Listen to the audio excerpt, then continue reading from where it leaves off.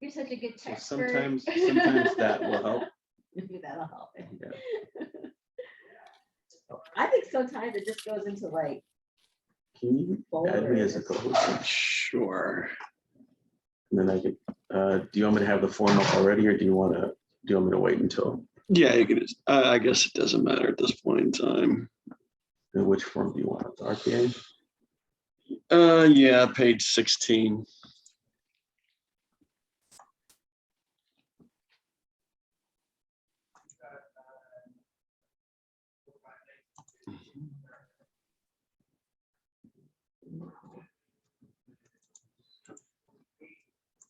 It's just in the way. Are you gentlemen familiar with fly homes? Not There was an agent that was nice enough to explain it to me. She had never heard of it. She's been a long time. She said they brought 3 buyers to her. It's like iBuying, but not marketed to the seller, but marketed to the buyer, it sounds like. Mhm. So, they basically do everything in-house. They have a lender in-house, agents in-house, everything's in-house. So they control the whole thing. You sign a contract with them, they vet you for their lenders. And then if you're basically writing a full cash offer on every home. And then if something happens during escrow, you don't get a loan for some reason, then they buy the house. Basically, so it's 100% going to go through no matter what. But they had brought 3 people to this one home, and put them off, and we didn't get it. But she's like, "There's 0 contingencies on this, Gina." I go, "Really?" Yeah, I'm not familiar with it.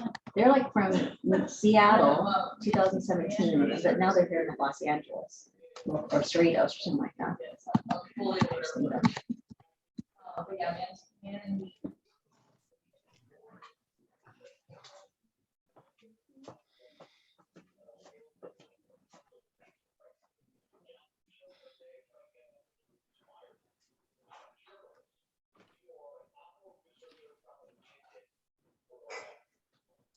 It's like we're gonna have a room full today. How many people? Oh, Here. Oh, do you mean here? yeah. See, I am the best big man. You'll have people show up. No, I think more people should. Yeah. Yep. Good morning. How are you? Morning.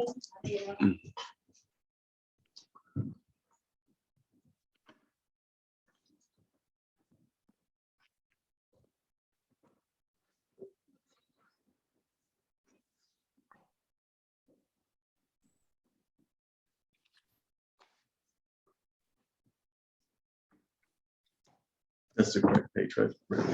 Yeah. Okay. Yeah. It is.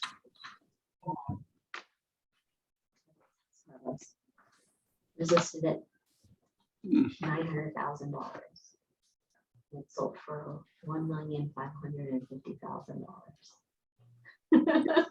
So was the price that low to begin with? Did they intentionally price it well below? A little bit low, but not that Not much. that much. Echo Park, Silver Lake in Los Angeles. Hmm. A friend of mine said it to me, that's an agent up there. He's like, "Look at this, 73%." I'm like, "What?" That's crazy. Yeah. And it actually closed. Wow. Crazy. Yeah. That, I'm gonna look at that a little closer. See if we can replicate that, right? It's hard to believe that went through. I guess that area that's been gentrified up in Los Angeles, it's, Mhm. it's just kind of this resurgence from what it used to be. It used to be a really rough neighborhood actually in the 80s and 90s. Yeah, but now I guess it's where all the hipsters and artists live. I'm like, how do hipsters and artists make that much money? Trust fund babies.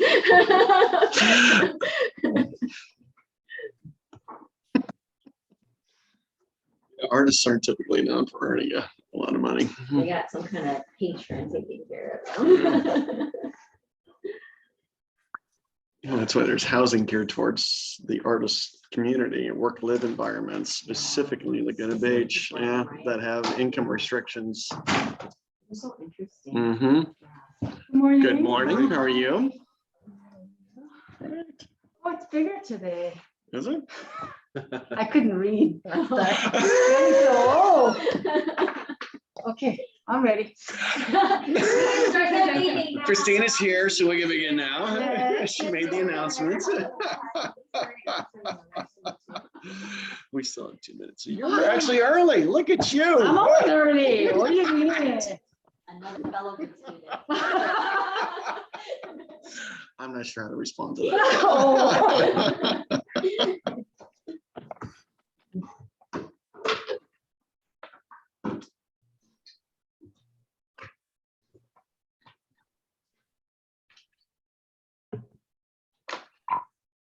How many people online? Don't know. 17. It's growing by the second. Good. Yeah, who wants to talk about cancellation, right? It's Can we also do contingencies one day? sure we can. Sure. Yeah. I'd be happy to do that. We'll get started at 10 o'clock. I don't want to cheat anybody about anything that we're going to be talking Okay. about. Okay. No. The timer has started. Good morning, everybody. Good morning. You're lucky you're not sitting in this conference room with me right now.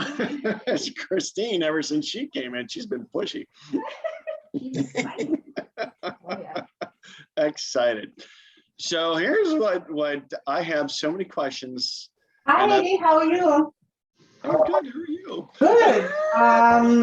So where are you those days? Somebody told me Mar Vista no longer. She's on the phone. Oh, I told my clients to call and but, She's not talking to us, obviously. That's funny. She had me going for a moment. I thought she was happy to see me. Hi, how are you? That's not the case. All right, so let's some questions always come to me periodically, and many of them are in regards to cancellation. So often now we have accepted offers, and the next day another offer comes in for thousands and thousands of dollars more. And what does the seller want to do? The seller wants to cancel, of course. Can we actually do that? Well, those are some questions we're going to answer today so we can avoid any type of litigation. So other things we're going to talk about today, the reasons that a seller may cancel, and that's based upon the language in the residential purchase agreement, the procedures for canceling, and does the seller have to complete repairs before giving a notice to perform or remove contingencies? And how do you prove personal receipt of documents? And then what takes place, for example, when the seller or listing agent, or what does the seller listing agent do when a buyer refuses to sign escrow cancellation instructions? So those questions will be answered and many, many more today. Very wholesome. Very wholesome. So what's the most important consideration for a seller in canceling the contract? Doing everything properly. So if you're going to be, if for some reason a client is entertaining canceling a contract and you're going to ask one of us at the office to assist you with that, which I do strongly recommend, be sure you have all the documentation. We can't just rely on someone's representation, and we may see something that someone else doesn't. So we need to see all the documentation. We need to be assured that the necessary steps have been taken. And then reasons that a seller may cancel. So there's a number of reasons, for example, but there's about 10 different reasons in the RPA, but every reason for cancellation requires some type of a notice. And that would be, for example, a notice to buyer to perform or a demand to close escrow. Those are the two different types of notices that must be given. So a seller may cancel if the buyer, after being served with a notice to perform, fails to remove applicable contingencies. If the buyer fails to deposit the earnest money deposit into escrow. The funds for the earnest money deposit are not good when deposited. And believe me, we have witnessed many bounce checks when people are depositing their earnest money. The buyer fails to deliver the pre-qual letter. Often now we see those delivered with the offer anyways. The buyer fails to deliver verification of down payment and closing costs, or the seller has not approved of the documentation the buyer has given in terms of their down payment and closing costs. So for example, what if it's money that's not in the country? I would suggest to my client they don't find that acceptable evidence of funds. The buyer fails to return the TDS or NHC or other required disclosures. That's a reason for cancellation. The buyer fails to sign a separate liquidated damages clause for an increased deposit, or if it's an FHA or VA loan, the buyer does not present the notice of terms or costs. Remember, for an FHA or VA loan, a lender could mandate that repairs be completed. And if for some reason the seller doesn't agree to that, then the transaction is going to fail. And then of course, the final reason for the seller to cancel is when the buyer does not close escrow in time, and you must give a demand to close escrow for that reason only. And are these the only reasons the seller can cancel? No, there's other cancellations, right? For example, in a short sale addendum, we're not seeing very many. So that gives another contingency. For example, a buyer's contingency for the sale and purchase of another property or their own property. Those are reasons which a seller could also cancel. And then parties can mutually agree to cancel a contract also. And then there could be other reasons that are not contractually related: fraud, mistakes, duress, things like that. And then if for some reason a buyer or seller wants to cancel and it's outside of the terms of the contract, what is our goal? We want them to speak to legal counsel to be sure that they know what they're doing. So let's go over the steps for canceling. Step one, the cancellation procedure, timeframes. Let's check the timeframes to see if the buyer has performed as required. Does everybody remember how to count days? So the very first thing you should do in regards to checking the timeframes is to determine the acceptance date. So the acceptance date is the date of delivery following the date of the last signature on the purchase contract, or if it's a counteroffer, for example. So if an offer is presented today and it's dated, signed by the buyer today, the seller signs tomorrow. And what's the date today? Tomorrow's the 9th. And the seller doesn't deliver the contract back until the 10th. The 10th is day 0 when counting. So my example, Thursday would be day 1 when counting the days. So that's very important that we understand that when trying to enforce the terms of the contract.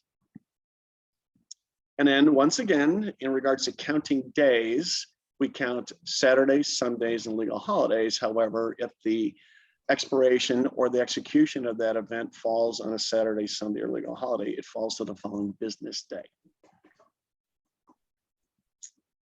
So we want to be sure when we're giving a notice to perform, or we're going to be canceling a contract, or whatever we're doing, that we are in compliance also, and that the buyer's in compliance with the number of days.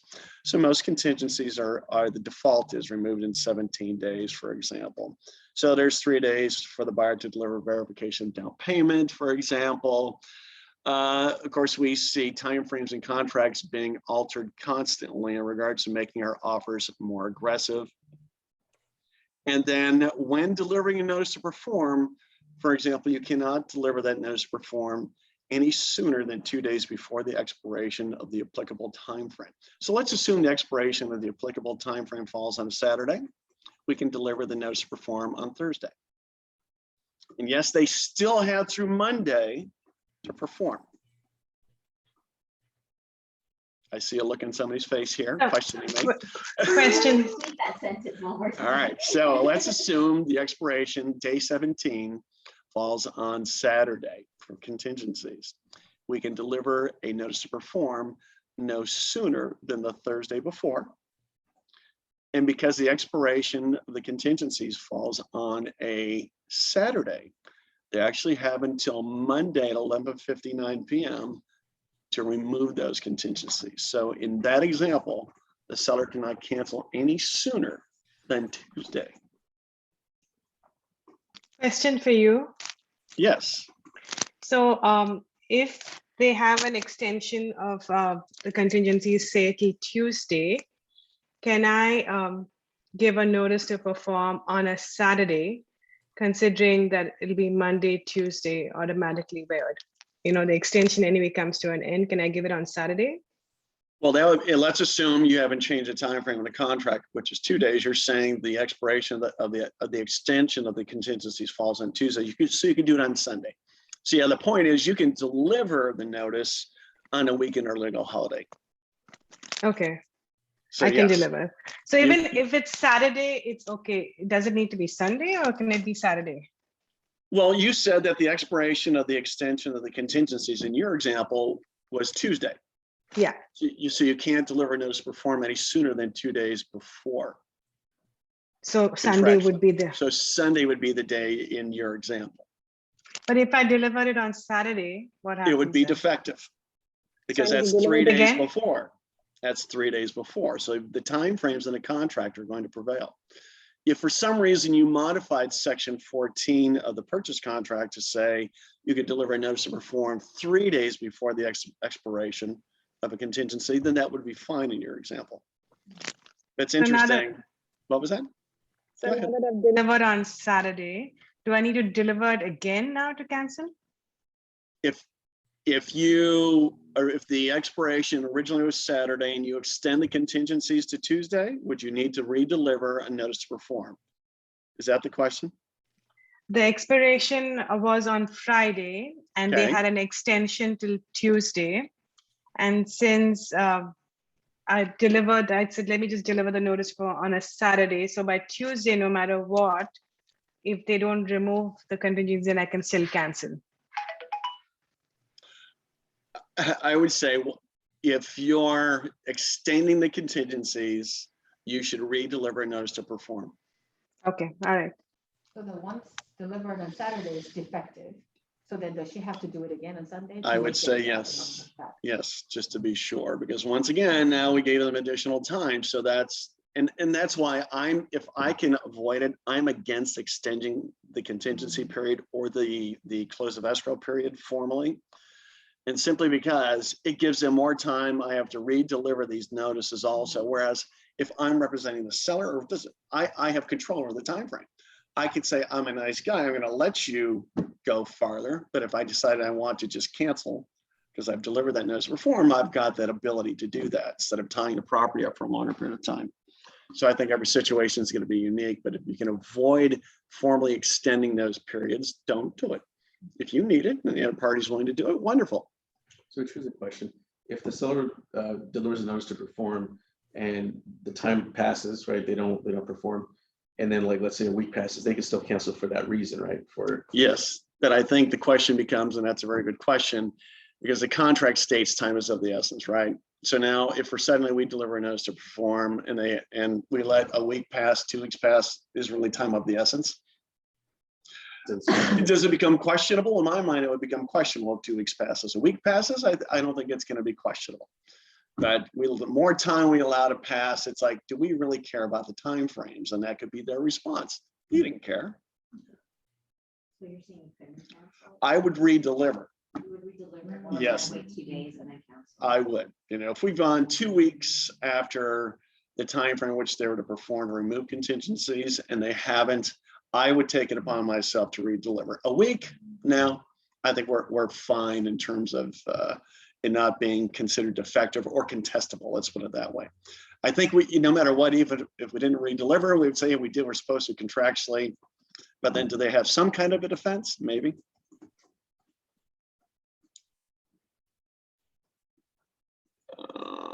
Let's see. And then cancellation procedure, step 2, seller obligations. You be sure the seller has fulfilled all seller obligations. So the seller should be in compliance with all their obligations. And what does that mean before you deliver notice of perform? So if I haven't delivered the seller disclosures, can I deliver notice of perform and cancel because the buyer has not removed their contingencies? No. So keep that in mind. You see that happening. It's very interesting. And then also the HOA docs has to be in, right? Yeah, but that's a Even though separate out of contingency. line. Okay. Yes, that is a separate contingency. So once again, that's a valid reason for not removing that contingency if the seller has not sent out the disclosures as required contractually. So if they do cancel, most likely that cancellation is going to be defective. And then keep in mind the other exception in terms of counting days is in reference to the delivery of the seller disclosure. So the seller under section 14 has 7 days to deliver all the disclosures. If you don't modify that time frame and the seller delivers the disclosures on day 8, the buyer is going to have a contingency period equal to whatever stated in the contract or 5 days following delivery of the seller disclosures. Typically, it's not a big deal. So many contingency periods are, if we allow the default time frame, most likely 17 days is going to be the greater time frame. But Christine, in your example, where we see the common interest disclosures on day 15, the contingency period for the buyer to remove the contingency for the common interest disclosures is now day 20. But the dilemma is today, everybody's reducing their contingency periods to 10 days. So if you're a listing agent, you better be sure that you're delivering those disclosures within the first 7 days. Otherwise, it's not going to be a 10-day contingency period. It's going to be 5 days following delivery of the disclosures. That will be the expiration of the contingency period.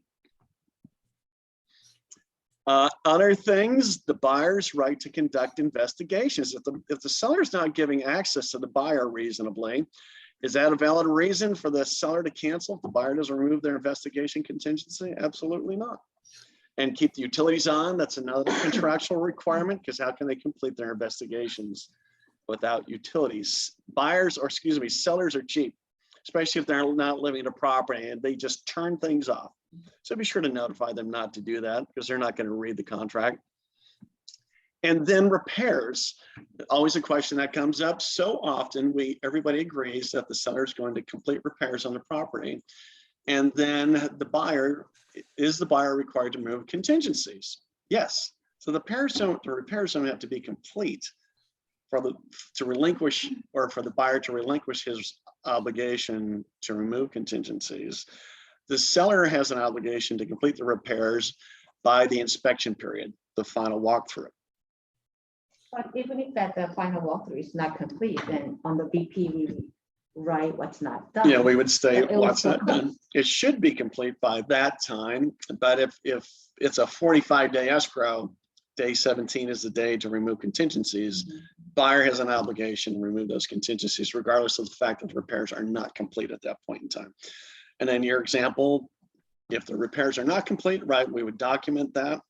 And then can a buyer theoretically not close escrow? Well, it's all based upon the materiality of the repairs that are not complete. If it's $500, I would say it's not a material condition and the buyer has an obligation to close. There is a question. There is a question. Two questions. Sorry, I don't see. I don't have a split screen here. Are sellers producing disclosures before receiving offers if they have interested parties? Are sellers producing disclosures and giving them to buyers? Before receiving offers. Sometimes I think it's more rare that the sellers are giving disclosures before an offer is received. And if they do, remember, that's really one of the only effective ways for all contingencies to be removed. Seller provides all seller disclosures before an offer is submitted.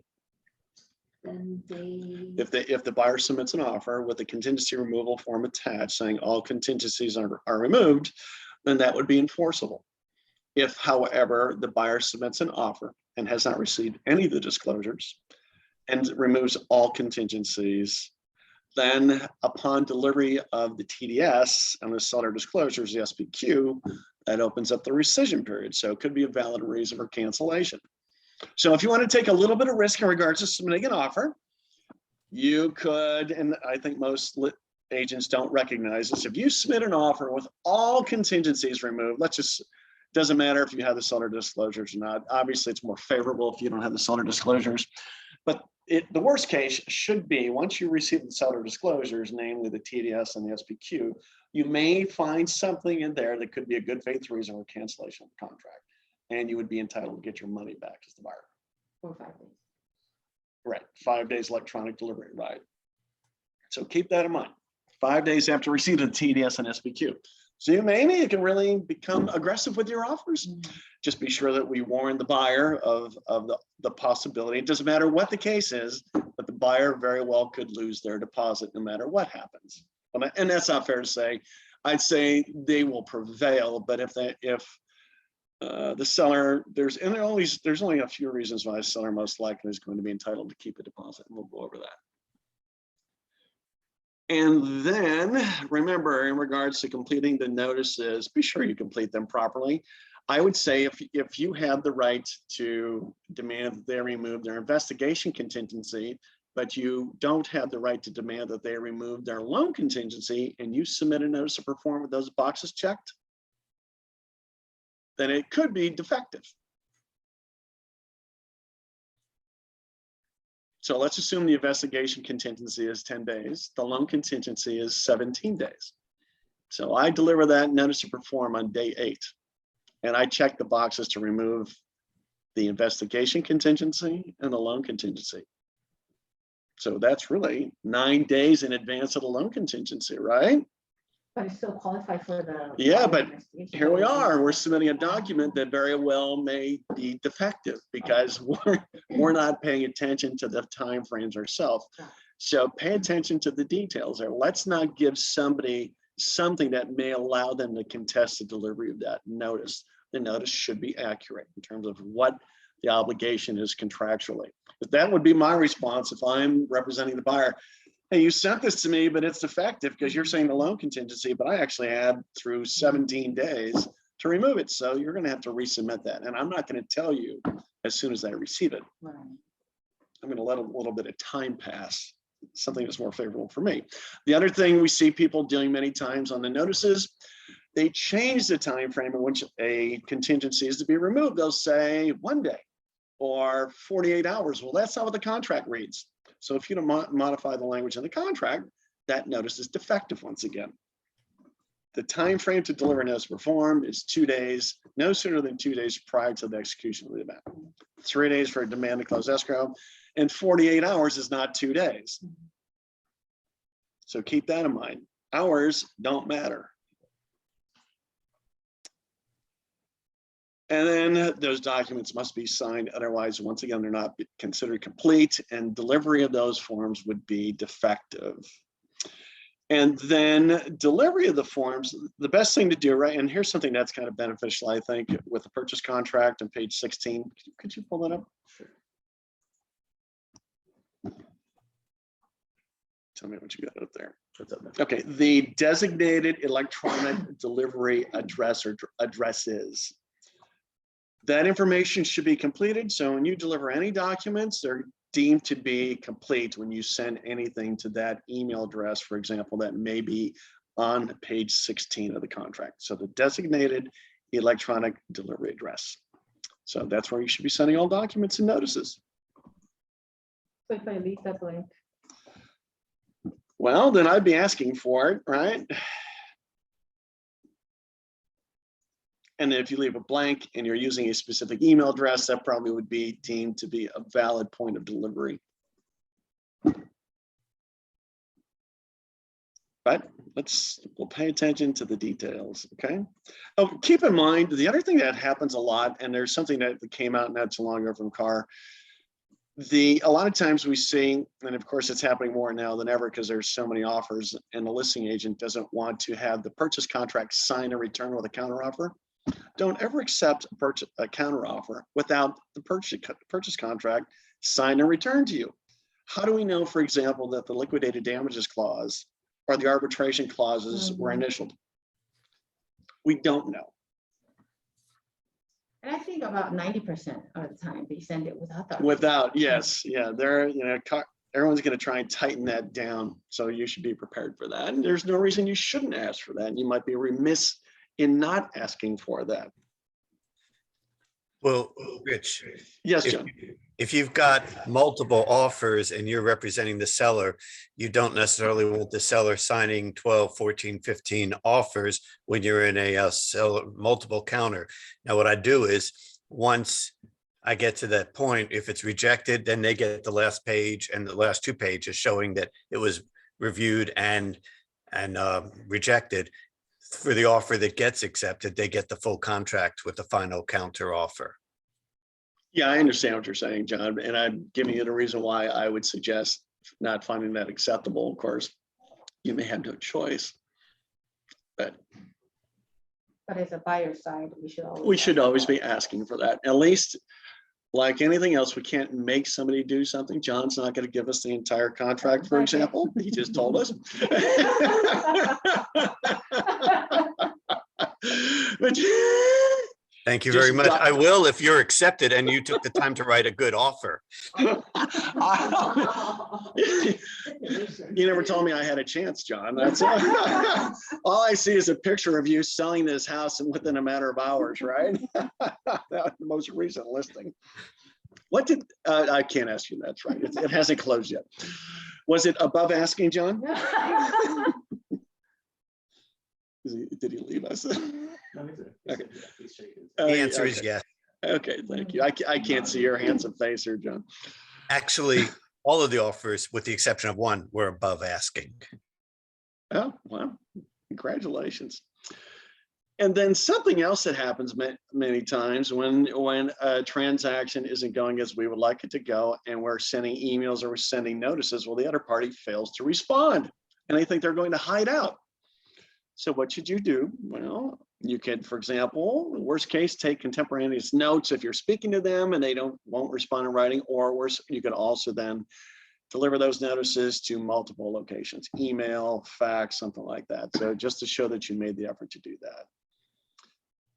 And then remember, counting the days is very, very critical. Please always count the days. We know how to do that. We've gone over that many times. And then a cancellation form. And then after, how does the seller cancel? Well, the seller is going to complete, if you're pointing at a cancellation of contract thing. So the seller is going to complete a cancellation of contract, and we're the ones who are going to be helping them.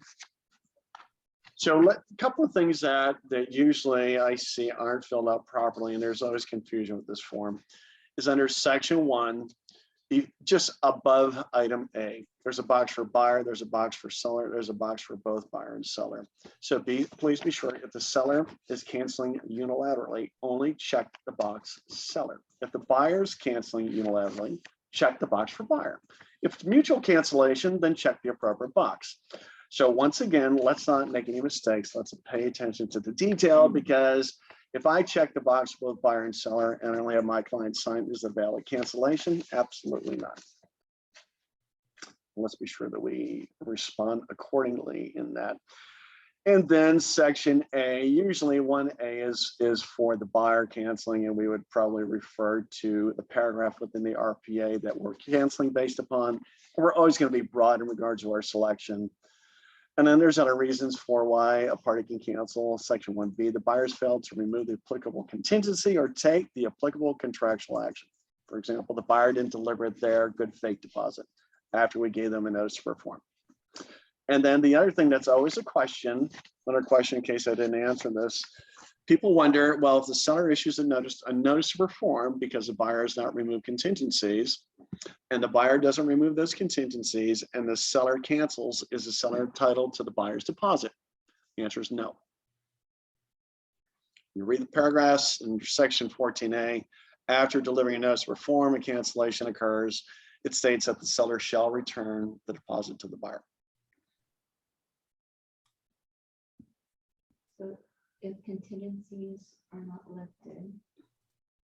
And the seller cancels after delivering the appropriate notice, seller is not entitled to keep the deposit.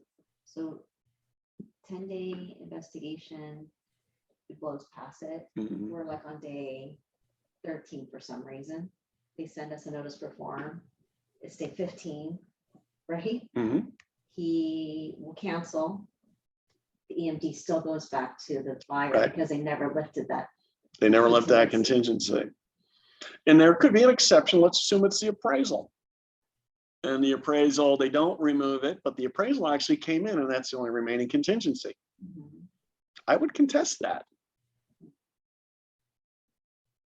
That's the only thing, if you contest the appraisal, that's virtually the only time that you may be entitled to get a copy of the appraisal. If the buyer's canceling based upon the appraised value, you're entitled to a copy of the appraisal.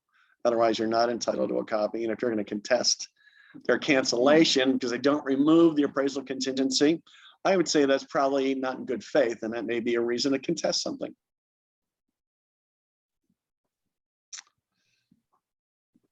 Let's see.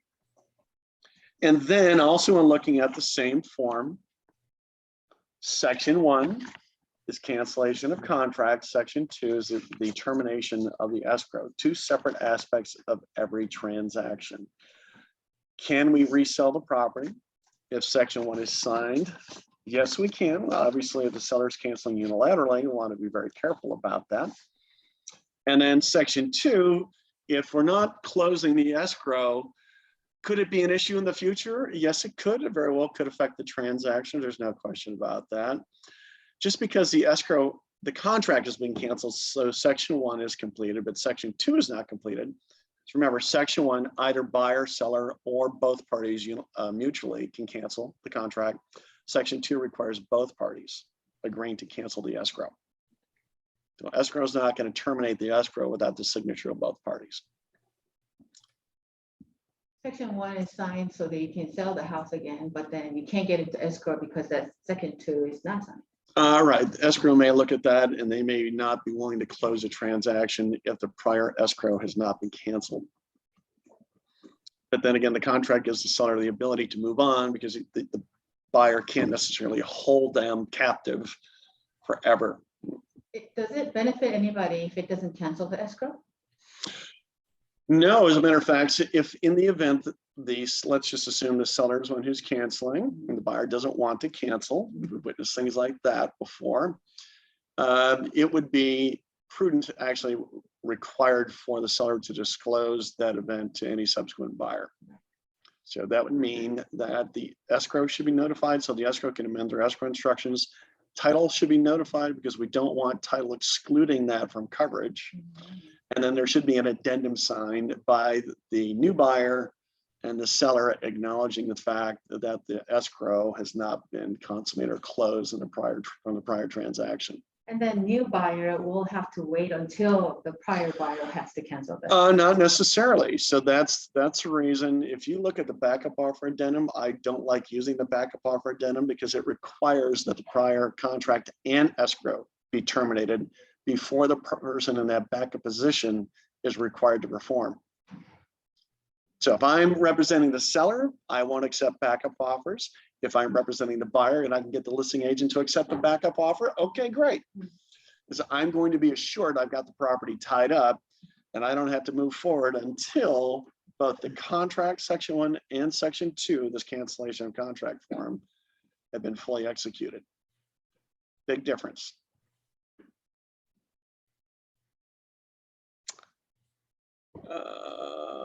Let's see. And then in the events where you're working with the seller, CAR has provided a convenient document for us called receipt of subsequent offer in the event the contract is canceled, but the escrow is not canceled. It puts the seller on notice in regards to the possible implications associated with an escrow that has not been canceled.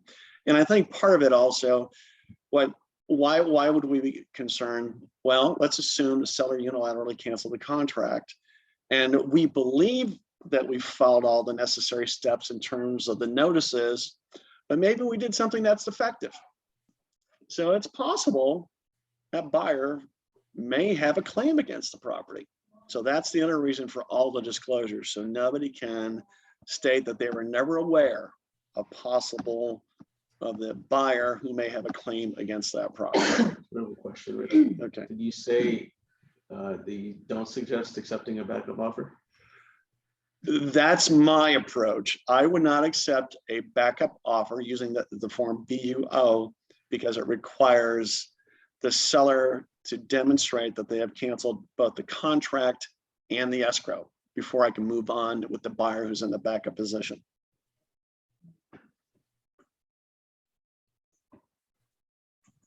So that's the dilemma with using form BUO. Both aspects must be canceled completely, and the seller has an obligation to provide documentation that it's canceled. I'm not going to just take your word for it. And then in terms of statuses on the MLS, so if a seller cancels the contract, can you change the status to active? And the answer is yes. And then if it's just a contract that's canceled, but the escrow is not canceled, you should specify that in private remarks. And then the demand to close escrow. Well, when do we use that? really, we should only be using that after all contingencies have been, actually, at the time we're scheduled to close escrow. So if we send a demand to close escrow, we can't send it any sooner than 3 days before the expected close of escrow, and it doesn't close, well, if all contingencies have not been removed, then it's likely the buyer is going to get their money back. If all contingencies have been removed, we send a demand to close escrow and the buyer fails to close as agreed. That is a very highly likely situation in which the buyer is going to lose their deposit, assuming no fault of the seller. And remember the demand to close escrow? It's 3 days. That's the time frame of the contract. And I would say also, because case law is inconsistent in regards to notifications and timeframes of cancellation of contracts, if we deliver the demand to close escrow 3 days before the close of escrow, let's assume the close of escrow is to occur on Wednesday, and it doesn't close Wednesday, and we cancel Thursday, well, courts very well could rule in favor of the buyer because they're ready the next day. So I think we need to be prudent in regards to watching these timeframes. Yeah, it sounds great to adhere to every single day as agreed, but the other side is, let's make sure that we can enforce our actions. So even if it goes another day, you know it's going to close, I probably would be more likely to not to tell my seller, don't cancel the contract. It's going to be a problem, and they're going to contest it. There might be something that caused them, that the seller caused by delaying the transaction. Who knows? Whatever claims they're going to make. When you purchase a new home and you don't close on time, they can charge you a fee. Mm-hmm. Can you do that on a regular? You could do that. So the question was, can you impose a penalty for each day that a transaction doesn't close? You can. That's where I see it, simply because most buyers aren't going to agree to that. But that's the only reason you would be prevented from imposing a penalty. In today's world, maybe you as a listing agent can impose a per diem penalty for every day they close late. If you want to say that before you, do you have to say that before you accept an offer? Yes. If you're gonna do that? Yes. And yes. is there a form to do that? No, no, there is no form that I'm aware of in regards to the imposition of a penalty. But maybe that would be a strong way of presenting an offer. For every day thereafter, if I close late, it's going to be $500. For who? Very much, Richard. Very much. Everyone's looking for ways to get their offer accepted. I don't know, maybe that's telling the seller that I'm not going to close on time also, but that might be incentive. And then if a seller used a notice to perform because the buyer failed to close the escrow, could that result in a defective cancellation? Quite possibly. Certainly something for them to contest. So don't use a notice to perform when it comes to closing escrow. There's also language in the contract is such that when using a notice to perform, that the buyer is entitled to a return of their deposits. So two aspects that are negative. Could be a defective notice, possibly, at least contested. And then it is more likely that the buyer might be entitled to obtain their deposit. So those are all the aspects I had to talk about today for canceling a contract. And keep in mind, even once you're in escrow, questions always come up. I'm receiving multiple, many offers. So I have an obligation to present those offers to the seller, and the answer is yes. Until the seller gives you written instructions to no longer present offers, then you must continue to present all offers to the seller up through the close of escrow, and that's their decision if they wish to cancel the existing contract. Are there any other questions up there? Okay. Anybody have any questions before we move on today? There's something in the chat. I just missed that, or those are all the questions that came up already. Yeah. All right. All right. So John Barris also stated he prepares the seller disclosures before escrow opens. I think that's very smart, John. Have them prepared so you can deliver them. Questions come up sometimes in regards to the date of disclosures. Do they have to be redated? No, they don't have to be redated. So that's something else. And then delivery of the TDS is not considered complete without the seller's signature. So keep that in mind also, and that's just stipulated contractually. Did I just hear a big sigh over there? I heard it. I heard it too. Okay, well, if there's no other questions, that's going to be it for the day. No other questions? All right, well, hey, thanks for attending, everybody. It's good seeing you. Thank you. Bye. Oh, wait, there's. Oh, there's a question? Oh, no. Oh, Ella, you are welcome, Ella.